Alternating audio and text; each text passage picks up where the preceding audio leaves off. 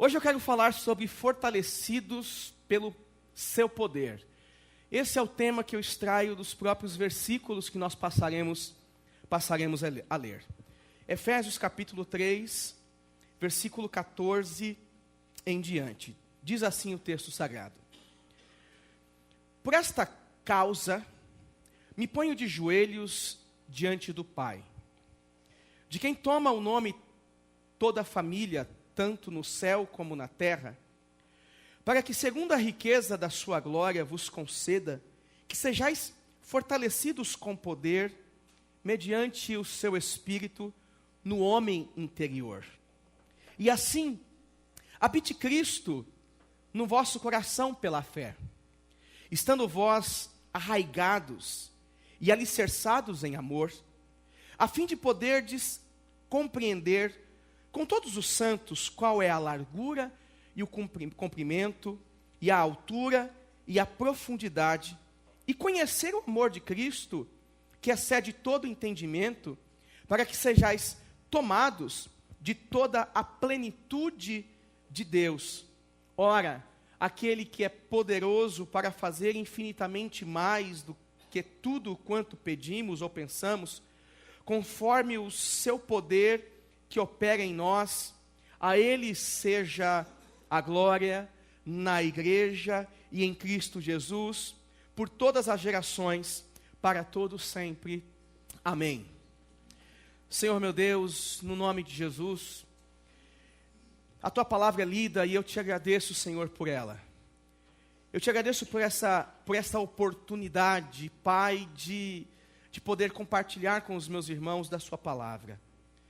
Senhor, que todos nós aqui saiamos desse culto, Pai, entendendo a Sua palavra, e por que não dizer, todos nós, Senhor, sejamos fortalecidos no Seu poder, Pai. Todos nós sejamos fortalecidos em Ti, Senhor. Pai, que os nossos corações sejam renovados, a nossa mente seja renovada, o nosso homem interior seja fortalecido por Ti, Pai. A Tua presença, ó Deus, seja sentida por todos os irmãos e irmãs que entraram aqui nessa noite, Pai. No nome de Jesus, nós já cantamos, nós já Te louvamos, Senhor. E agora queremos Te pedir, Pai, fala conosco, Senhor, por meio da Sua palavra, Pai. Fala conosco e por meio da Sua palavra dê sentido na vida de gente que entrou aqui, que precisa de sentido, Senhor. Em nome de Jesus. Abençoe a todos, Pai.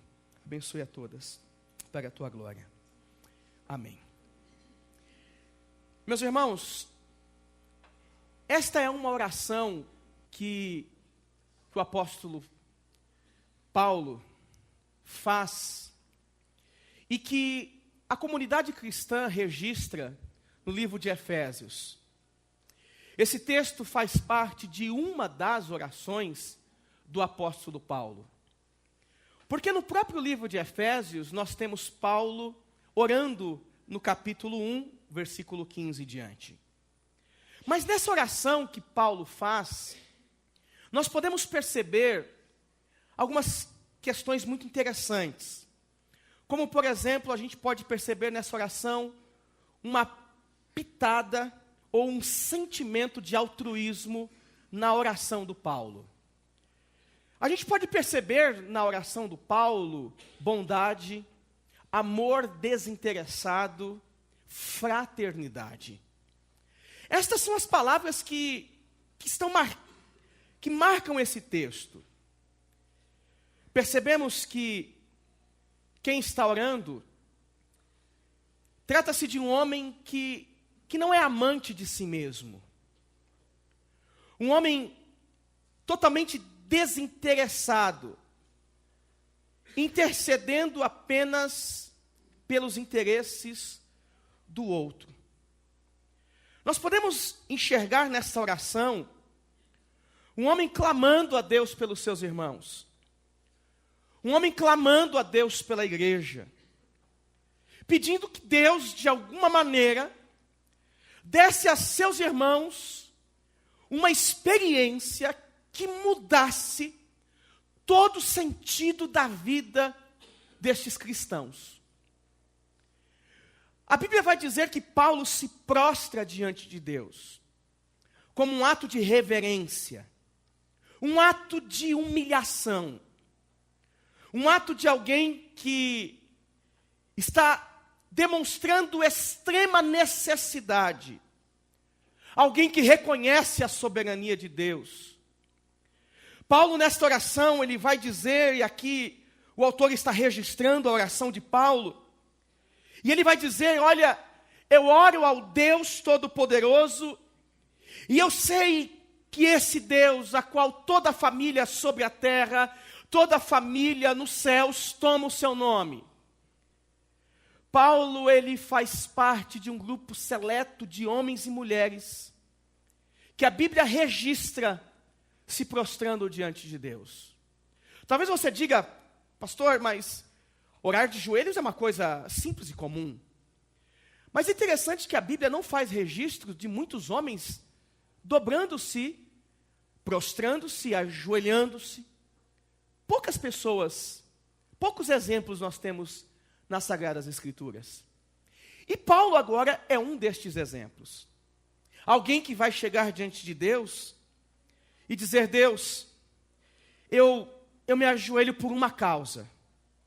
Eu me ponho diante de Ti por uma causa.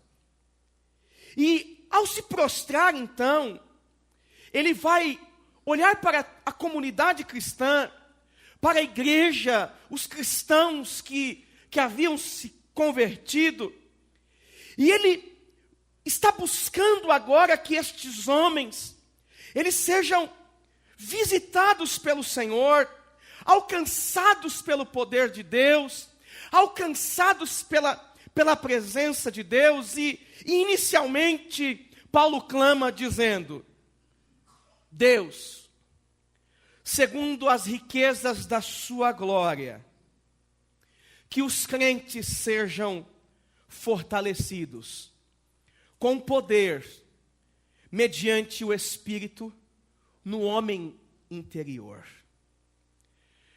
Meus irmãos, primeiramente nós devemos concordar aqui, que a presença do Espírito Santo na vida de uma pessoa, indica que ele ou ela foi alcançado pela obra de salvação.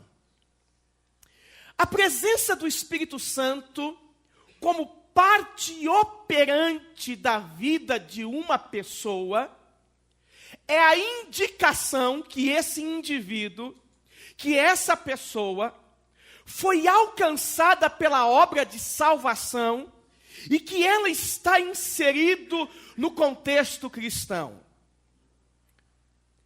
Porém, Paulo, nessa oração, ele passa a clamar, pedindo que Deus fortaleça esses crentes com poder, mediante o Espírito Santo, no homem interior.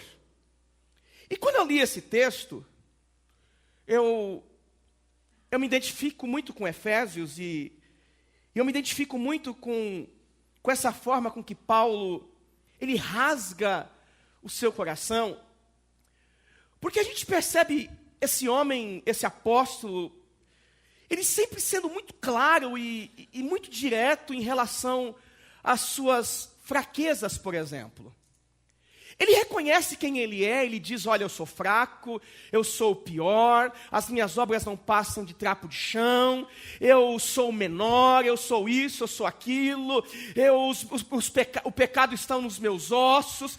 Ele sempre reconhece a sua fragilidade ao ponto de dizer, conforme o Anderson aqui disse na sua exposição, que ele tinha um espinho na sua carne, que ele dizia, Deus, arranca esse espinho, porque eu não aguento mais esse sofrimento. E Deus olha para ele e diz, Paulo, a minha graça te basta. Então esse é o Paulo verdadeiro, que fala das suas fragilidades, que fala das suas conquistas, que diz que soube administrar muito bem o seu coração quando teve abundância, e também soube estar grato quando teve faltas e dificuldades. E aqui o Paulo está orando e dizendo para Deus em favor da igreja, Deus fortalece a igreja, Senhor. Fortalece a igreja com o seu poder. Fortalece o homem interior destes meus irmãos, porque eu sei o que é sofrer tentações, o que é sofrer com as fraquezas da vida. Eu sei o que é sofrer. Paulo identifica as fragilidades humanas e entende nesse momento que somente o fortalecimento do Espírito é suficiente para fazer o homem resistir às tentações e às dificuldades da vida. O pastor Hernandes Dias Lopes, eu li um texto dele sobre esse versículo, e ele disse assim, que a presença do Espírito na vida, ela é então a evidência da salvação. Mas o poder do Espírito é a evidência da capacitação para a vida. Me parece que a lógica que Paulo está utilizando e a sua oração, ele está fazendo porque ele entende que se Deus não fortalecesse os seus irmãos, aquele povo iria perder. Aquele povo iria sucumbir. A dificuldade da caminhada é algo que todos nós enfrentamos. Quer crentes antigos, quer crentes novos. E nós temos que admitir uma coisa aqui, irmãos. Nós não somos autônomos. Nós não somos independentes. A gente pensa que pode muita coisa. A gente pensa que tem certa autonomia e certa capacitação para prover escapes em nossa vida cristã, ao ponto da gente dizer, não, se acontecesse comigo o que aconteceu com José, eu faria igualzinho. Eu deixaria a esposa lá do Potifar, né? Do Potifar, chupando o dedo, porque, olha, eu sou autônomo na fé. Vocês lembram da historinha do José, né? Todos aqui já assistiram, pelo menos a Rede Record, lá, a história do José, né? Se você não leu na Bíblia, você já assistiu na Rede Record, alguma coisa assim. Mas o José foi tentado pela esposa do seu chefe. O José foi tentado pela esposa lá do grande comandante lá, o Potifar, e ele diz, a Bíblia diz lá, que ele deixa suas roupas e sai correndo. Talvez você diga assim, não, pastor, se acontecesse isso comigo, eu sou autônomo porque eu tenho os textos aqui, ó. Eu tenho o versículo na cabeça. Eu venho na igreja. Eu fui batizado em 1900 e tanto. Eu cantava músicas tais e tais e tais. Aí eu não vou falar aqui que você cantava a música da harpa, né? Porque vai dizer que eu sou contra a harpa. Não é isso não, né? Amém? Não sou nada disso, beleza? Mas quando Miriam começou a compor as músicas, eu estava lá. A Joelma conhece um monte de música lá de Miriam, né, por exemplo. Calma, Joelma, calma. Ela olhou assim. Sabe, às vezes a gente acha que nós somos autônomos para superar as nossas dificuldades e não somos. E é isso que o apóstolo Paulo está dizendo na sua oração. Ele está identificando na igreja uma igreja frágil, uma igreja necessitada, e essa fragilidade só pode ser resolvida com o fortalecimento do homem interior. Com o fortalecimento do homem interior.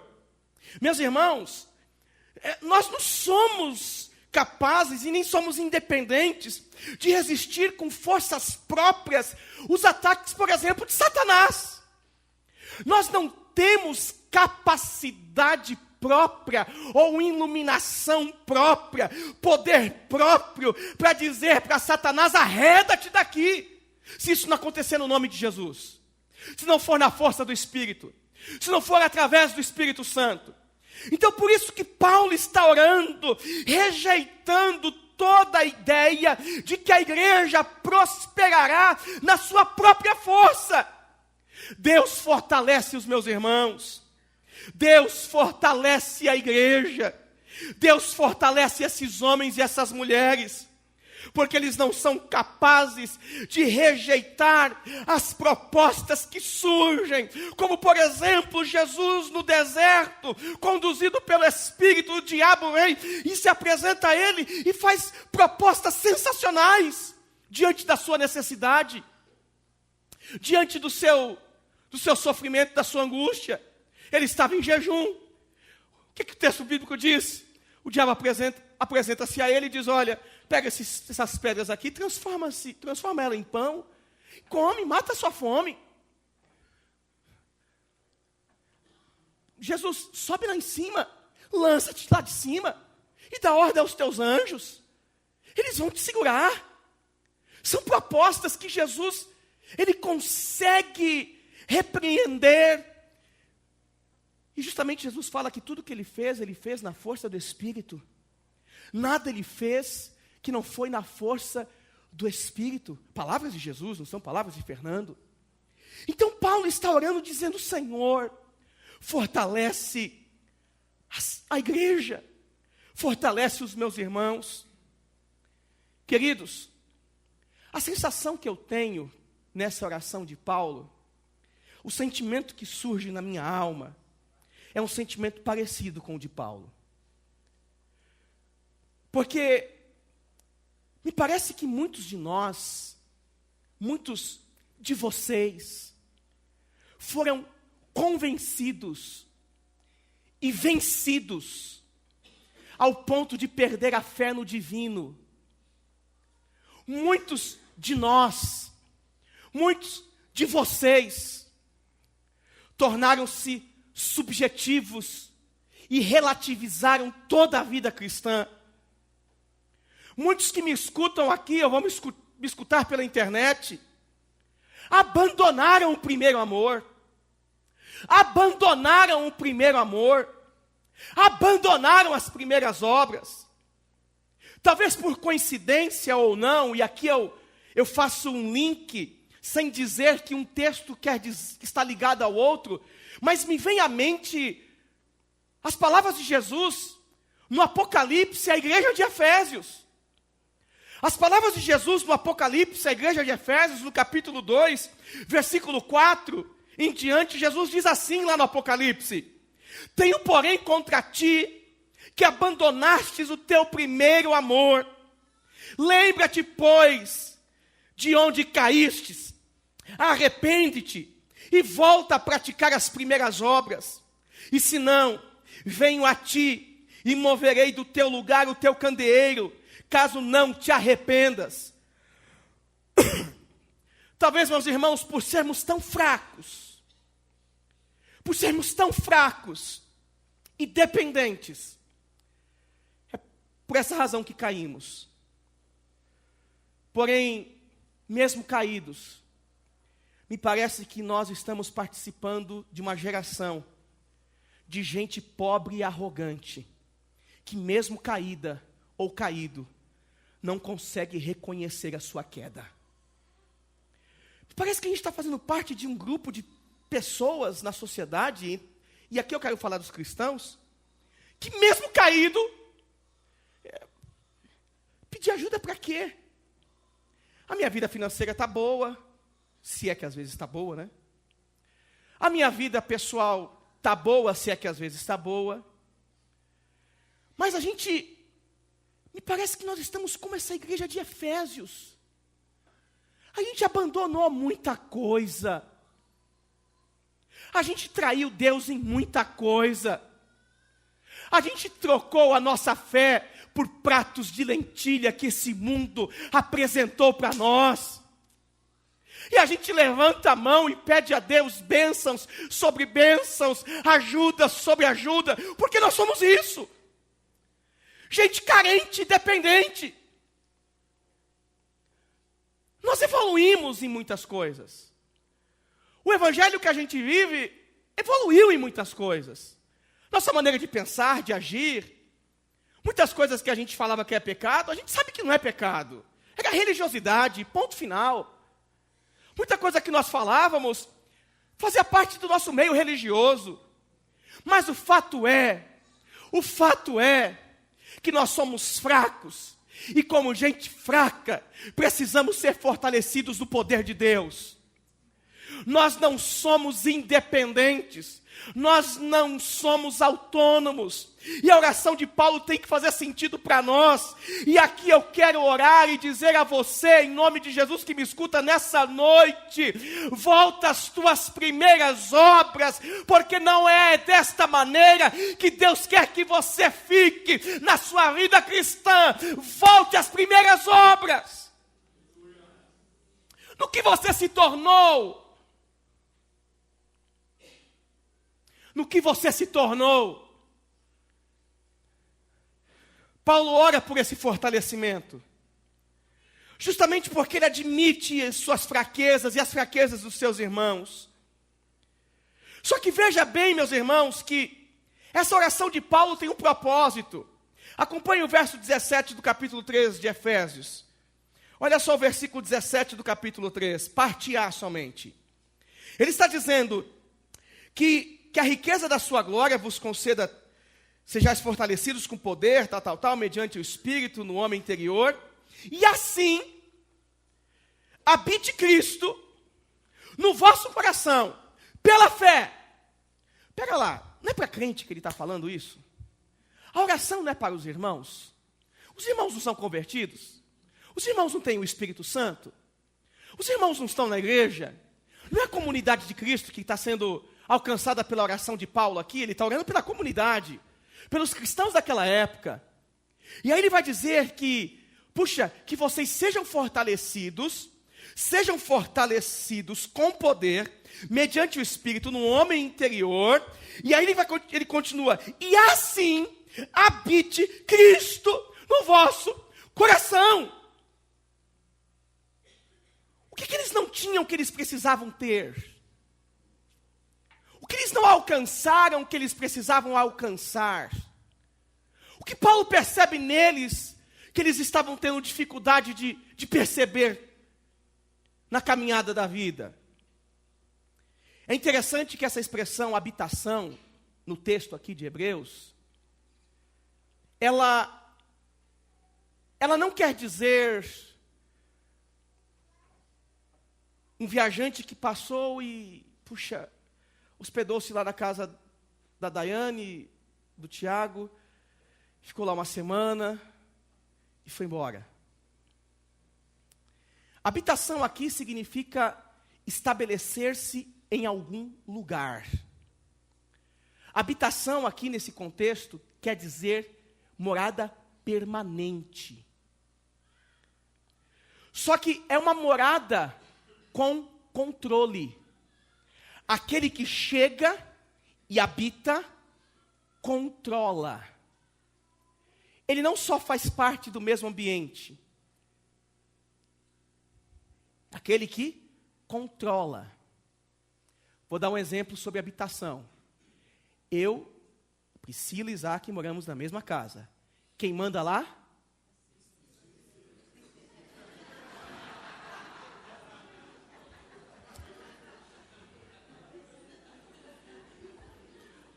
O diabo está se manifestando, Deus.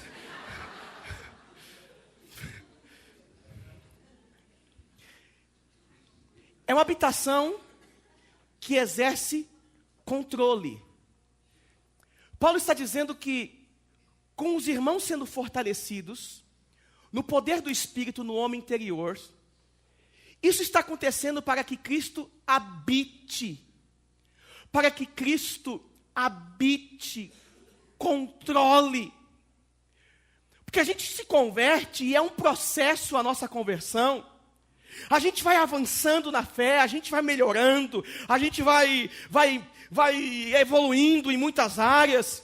Mas o fato é que, quando chega o momento da gente soltar as rédeas da vida, parece que habita agora em nós, a gente tem muita dificuldade. Quando a gente diz: Senhor, o joystick da minha vida está na sua mão agora. Por favor, pegue e me conduza segundo a tua vontade. Ah, Deus, deixa apertar o X, por favor, Senhor.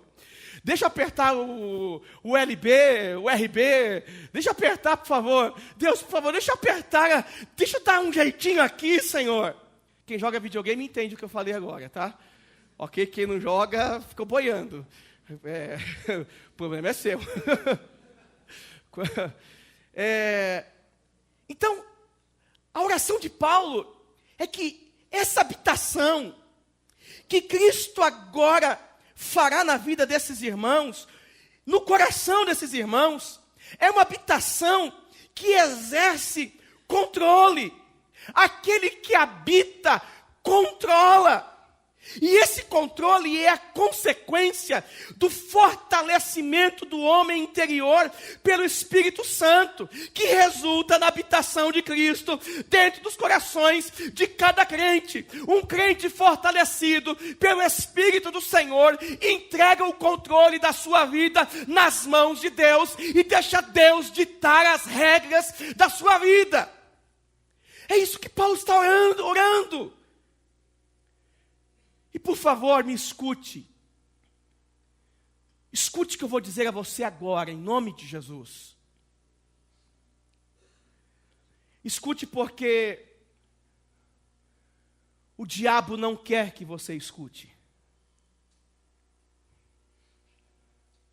O diabo não quer que você escute a verdade. O diabo não quer que você deseje ter uma experiência com o Espírito Santo. O diabo não quer que você entregue os controles de sua vida nas mãos de Deus. Não, o diabo não quer isso.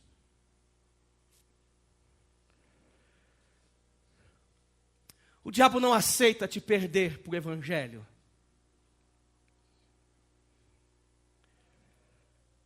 O diabo quer te ver frio. O diabo quer te ver indiferente. O diabo quer que você seja um cristão religioso, carnal. O diabo quer que você seja, olha só o que eu estou dizendo. O diabo quer que você seja um cristão religioso e carnal. Está tudo certo. O diabo quer que você seja um crente preocupado consigo mesmo. O diabo quer que você seja alguém preocupado, preocupada apenas com as coisas desta vida. Vou repetir isso. Eu vou repetir porque me parece que o nome diabo causa estranheza entre nós. É um nome ruim. É um nome tenso. Se essa igreja fosse nos possibilitasse ter um aspecto mais moderno, e o que está na moda agora é pintar de preto, e eu falasse o nome do diabo e as luzes se apagassem aqui,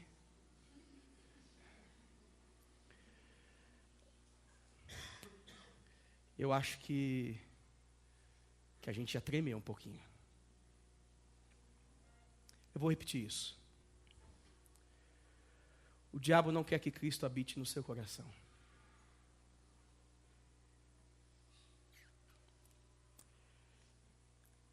Ele não quer que você vença o cansaço. Ele não quer que você saia da zona do conforto.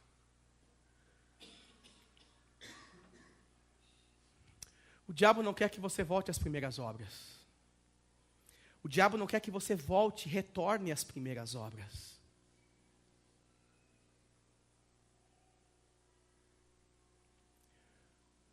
O diabo quer que você se perca no meio de reuniões como essas e coloque a culpa em alguém. Na pregação, nos louvores.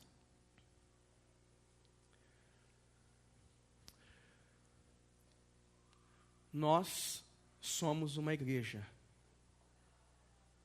O cristianismo é uma religião que cresceu e se enfraqueceu.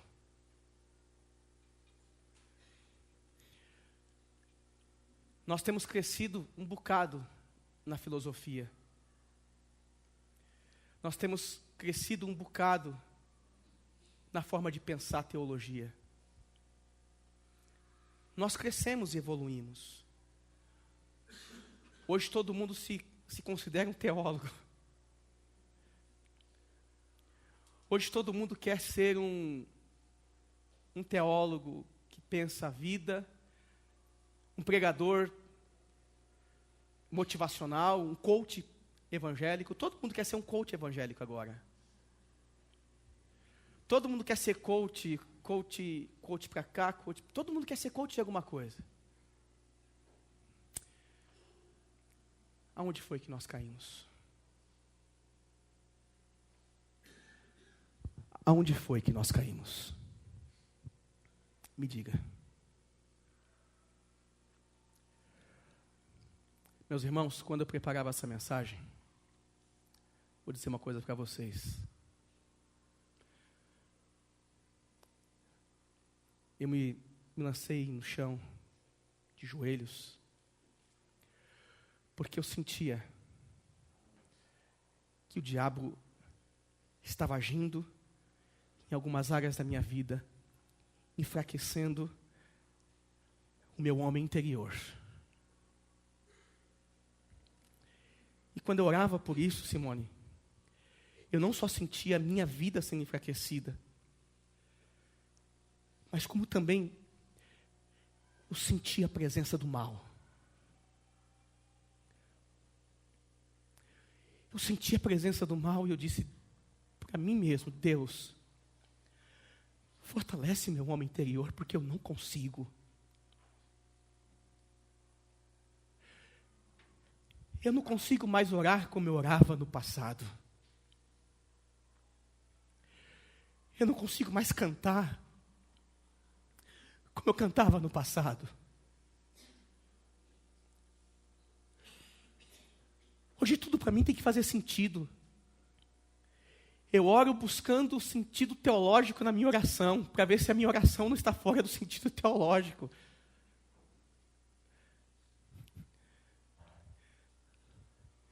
É uma luta interna. A gente falava isso no discipulado segunda-feira. Aonde foi que nós caímos?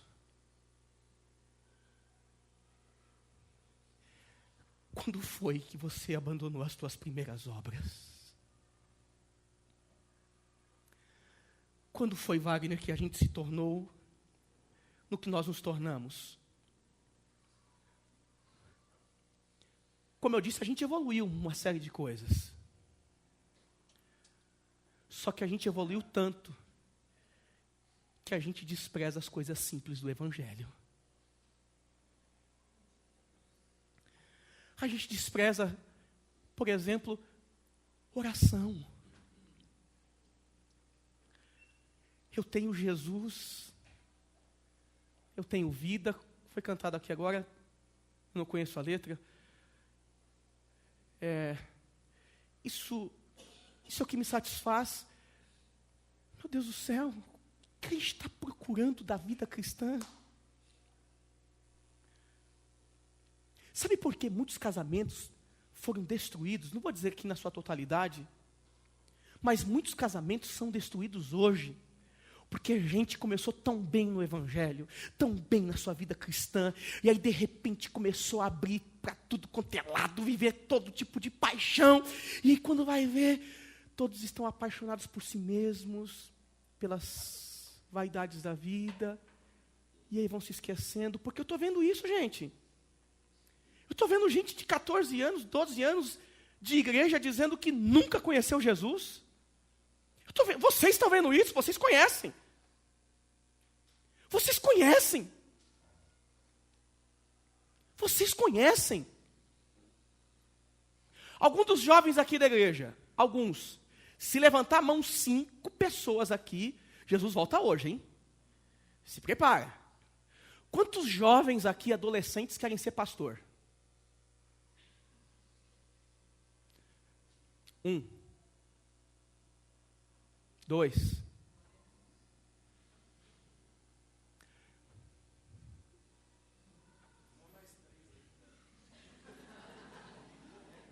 Quanto jovem, na galeria.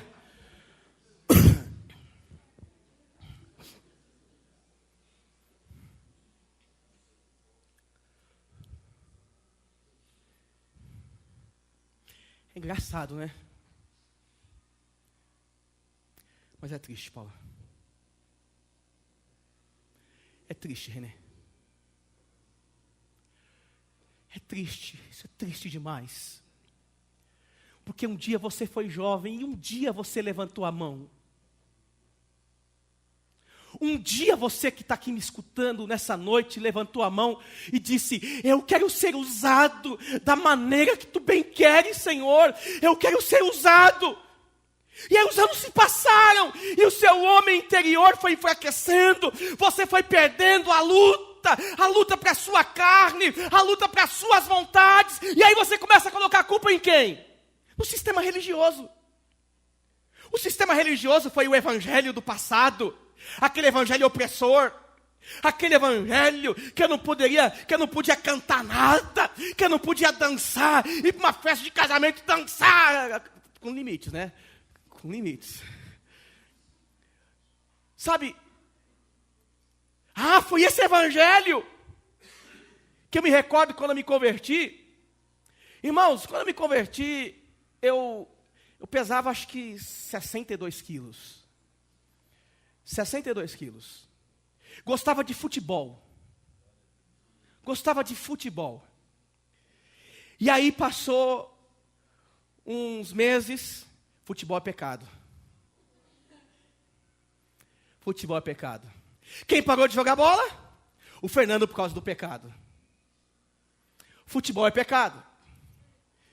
E aí quando eu me dei conta que não era pecado, já tinha vindo já. O mal já tinha vindo.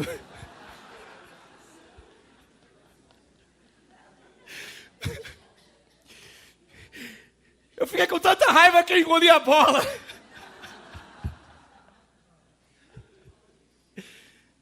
Era pecado. E aí as pessoas que viveram esse evangelho, e eu estou falando aqui, o recado agora não é indireta, é direta para todos vocês. Aqui tem um bocado de crente velho. Gente mais experiente do que eu, gente que já teve muita experiência com Cristo, gente que já teve muita experiência com o Senhor, gente que pulava, rodopiava, gente que fazia jejum, subia no monte, gente que orava 4, 5 vezes durante o dia, gente que passava a madrugada toda orando. E no que você se tornou? Adulto, menos religioso, adultão, adulto. É triste somente 2 pessoas aqui levantarem a mão para dizer: eu quero ser pastor. É triste. É triste porque mesmo nós que temos consciência do evangelho, a gente está desinteressado em relação ao evangelho. A gente está desinteressado em relação à palavra de Deus. Irmãos, não vamos muito longe não. Não vamos muito longe não. A gente tem escola bíblica dominical aqui na igreja. Pastor, mas você não sabe, eu tenho que trabalhar. E é porque eu sou pastor, eu sou desocupado? Você tem que estar aqui, né, pastor? Você é desocupado, né? Sabe, gente, o que nós nos tornamos, gente? É quase que um apelo para que você, por favor, ore junto comigo e diga: Senhor, fortaleça o meu homem interior, porque nessa guerra a minha carne venceu há muito tempo. Nessa guerra, a minha carne venceu há muito tempo. Muito tempo. Aí você saiu lá da sua igreja e veio para cá. A porta.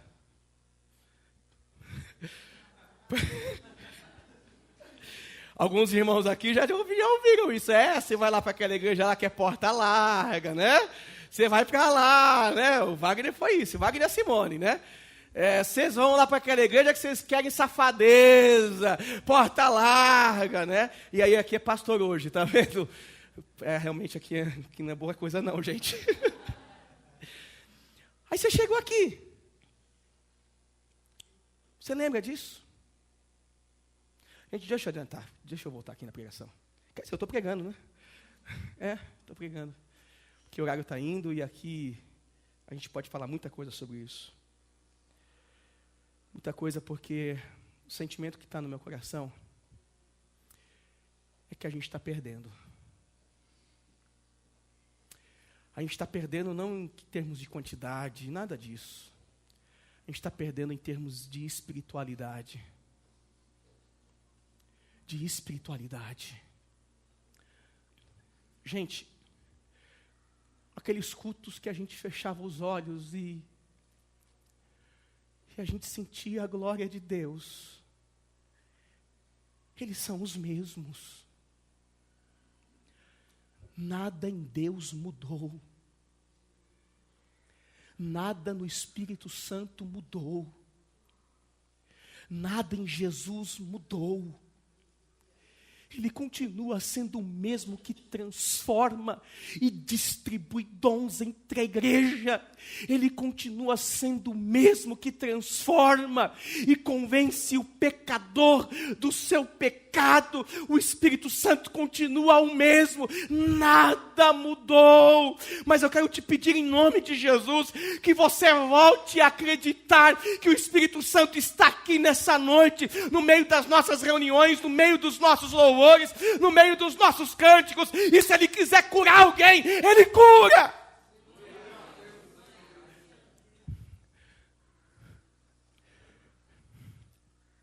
Paulo está orando, porque a sua convicção é que, se esses irmãos forem fortalecidos, eles estarão arraigados e alicerçados. Paulo utiliza na sua oração a imagem de uma planta e de um edifício. Ele vai dizer, olha, se os meus irmãos, Senhor, forem fortalecidos no poder, e o homem interior deles forem fortalecidos, e Cristo tomar o controle da vida, eles serão arraigados, as raízes serão profundas, os fundamentos serão profundos. Só que essas raízes e esses fundamentos, eles estarão alicerçados essencialmente em um único elemento. E o texto vai dizer, no amor. A continuação do versículo 17. Assim habite Cristo no vosso coração pela fé, estando vós arraigados e alicerçados em amor. Aqueles que conheceram um grande e eterno amor, o grande e eterno coração de Deus, certamente serão levados a negar os seus próprios amores para participar dessa expressão máxima de amor. A oração de Paulo continua. E na continuação ele vai dizer agora a Deus: Deus, eu estou orando porque eu acredito que eles podem compreender, todos os santos, qual é a largura, o comprimento, a altura e a profundidade desse amor. Nessa oração de fortalecimento, Paulo vai agora dizer para Deus: Deus, a largura desse amor, do seu amor, é algo indescritível, porque ela abrange a totalidade da humanidade. O seu amor é largo porque ele abraça a todos. O seu amor é comprido. O seu amor é comprido porque ele se estende para toda a eternidade. O seu amor é profundo porque ele alcança o mais degradado, corrompido ou degenerado dos homens pecadores. Ele é profundo e ele é alto para levar a todos para o céu. e Ele é alto para levar a todos para o céu. Essa compreensão faz com que cada um conheça o amor de Cristo. E aí Paulo vai dizer, é um conhecimento que excede todo entendimento. A compreensão desse amor nos leva a dimensões que a gente não consegue explicar. A compreensão desse amor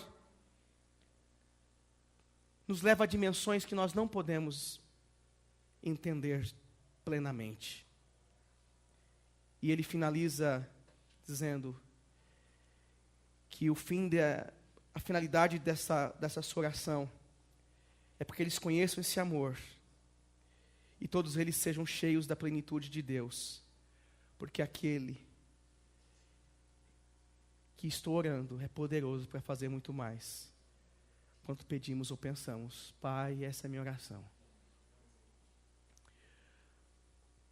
Pregar a oração de Paulo é algo muito difícil, porque é pregar sentimentos, é pregar desejos.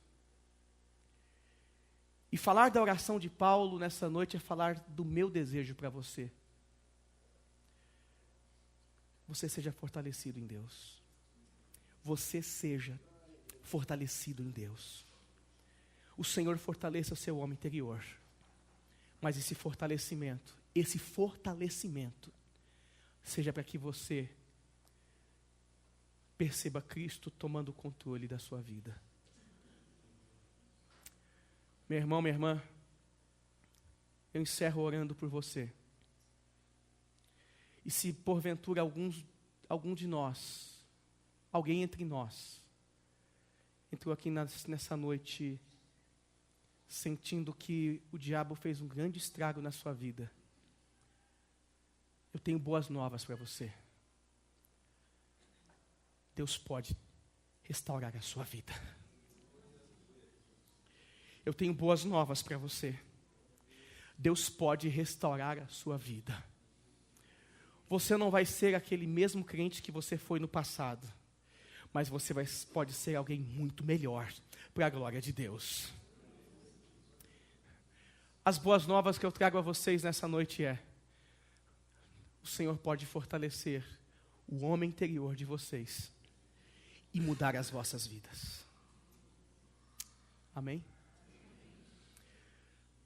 A grande questão é que nós vamos para casa. E nessa luta entre carne e espírito, quem vai vencer? Quem vai vencer? Nessa luta entre carne e espírito, quem vencerá? Quem vai vencer? Quem vai vencer?